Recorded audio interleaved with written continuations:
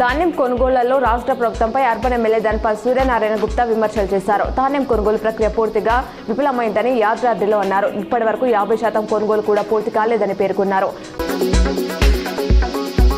ధాన్యం కొనుగోలుపై వ్యాఖ్యలు చేసిన ఆర్టీసీ డ్రైవర్ అశోక్ ను ఉద్యోగం నుంచి తొలగించారన్న వార్తలను రవాణా శాఖ మంత్రి పొన్నం ప్రభాకర్ కొట్టిపారేశారు. అతడు ఆర్టీసీ శాశ్వత ఉద్యోగి కాదు, హైర్ ఉద్యోగి. ఆయన అశోక్ ను ఉద్యోగం నుంచి తొలగించవద్దని యాజమాన్యానికి సూచించాం. దీనిపై కొందరు రాజకీయం చేయడం తగదు అంటూ అశోక్ మాటలను మేము స్వాగతిస్తున్నామని తెలిపారు.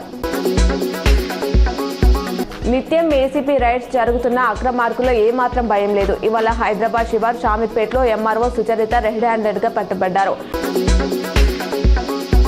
రామకృష్ణ సేవా సమితి ఆధ్వర్యంలో వివేక్ సంస్కార్ వేసవి శిక్షణ శిబిరంలో భాగంగా మంగళవారం నగరంలోని గంగాస్థాన్లోని వివేకానంద ఆడిటోరియంలో విద్యార్థులకు జిల్లా న్యాయ సేవాధికార సంస్థ బాలల చట్టాలపై అవగాహన కల్పించింది. ఈ సందర్భంగా legal defence counsel Raj Kumar Subedar మాట్లాడుతూ బాలికలు గుడ్ టచ్ బ్యాడ్ టచ్ పై అవగాహన కలిగి ఉండాలి అన్నారు.